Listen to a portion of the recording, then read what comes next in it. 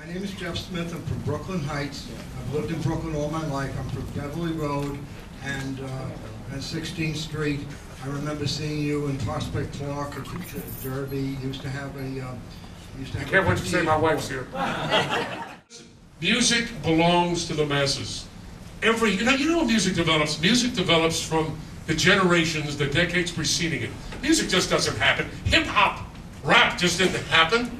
It developed, it happened because of people decades before it.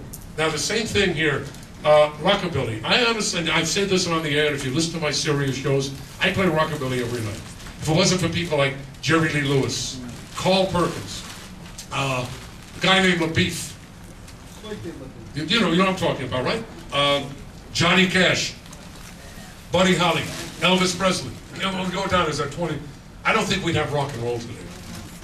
The Southern rock music, extremely important. Now, why was it so important? You know why? They grew up close to the gospel. The city people in the north, we didn't understand what they were saying. We hear a country record, Southern country record, say, "Turn that hillbilly junk off." Hillbilly, we used to call it hillbilly. That's before we realized what was happening. Who the hell understand what a deuce and a half Mac was? And every song was about, "I know my wife cheated 3 times today, and I had some cake by the way." Who the hell knew what? We were in New York because we didn't know what was going on, right? But then as music developed, I'm being a little silly, music developed, we started hearing things.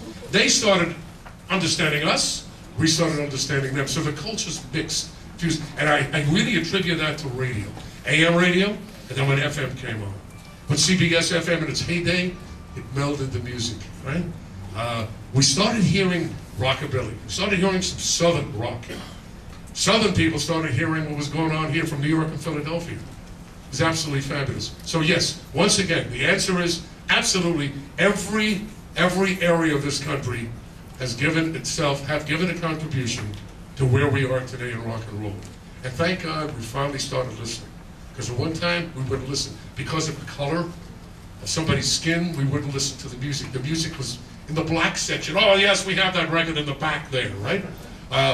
What about this one? Oh, no, they're Martians. It's in the green section over there. And what is this? Crazy, we're human beings. Music is a human expression. There's no such thing as anything foreign or different. It is one. And thank God that it happened, because it brought people together. And what brought people together wasn't our presidents, God help us, right? Wasn't the politicians, God help us. It was the musicians, it was the music. It was the music. So they made a great contribution. I was wondering about your background. Did you always know you wanted to be a disc jockey? How did you get started? Oh, I'm glad you asked for that, Jody. Get ready for this one. Okay. My dear, first of all, I was brought up as most kids in Brooklyn. I was brought up in Brooklyn. Most of us were brought up to become doctors. By the time I was 9 years old, I had a magnificent gynecological practice on East 26th. What are you laughing at? Oh. The little girls love me. Saturday mornings, that'll be in my next book. I'm not going to blow it and get it out of the window. I grew up in Brooklyn, and the answer is no. I thought I was going to become a doctor, and I'll tell you something kind of interesting. I was a very shy kid. When I went to Madison High School in PS 206 in Brooklyn, I didn't even want the teacher to call me to stand up in class. I was really scared stiff about standing in front of a crowd. I couldn't do it. And this teacher, her name was Mrs. Freilich, thought I had some kind of talent. So she asked me to go into a play. Now in those days, we didn't have any sex education. SEX? Oh my God, you can't say that. So they used to call it hygiene. Oh, hygiene, what a wonderful course that was. We learned how to wash under our arms and change our underwear. It was wonderful. I mean, it prepared me for life. It was terrific. I mean, it's hygiene. We couldn't say sex. So I went into a play, and I tried out. It was a dental play. Now, this is the true story. I was very shy, and I went up there, and I got the part.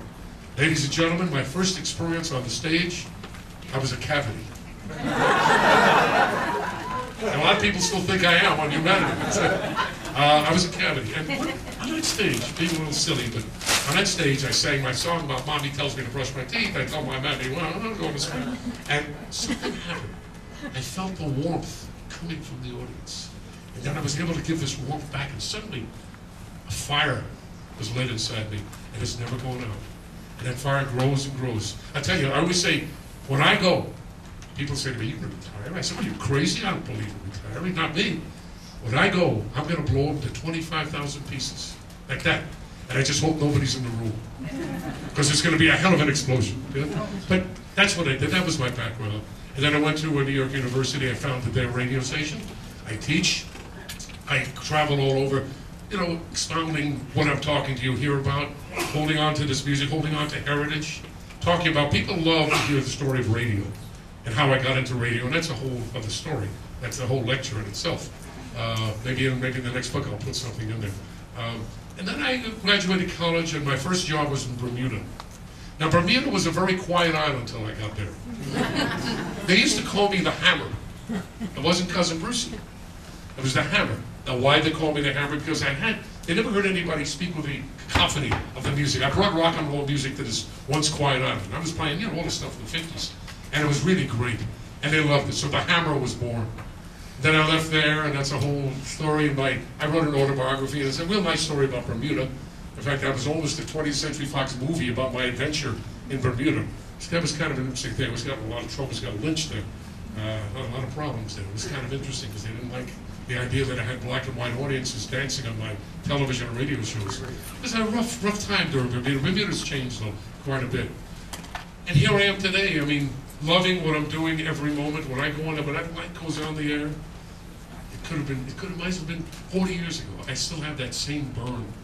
You know, and I know I'm talking to my friends, and I know I'm saying things that they want and bringing back good memories. Now, sometimes they get a little silly, you know, but that's all right. I want to make people laugh and smile and say, "God darn it, I remember that. I remember that." And it makes people feel good.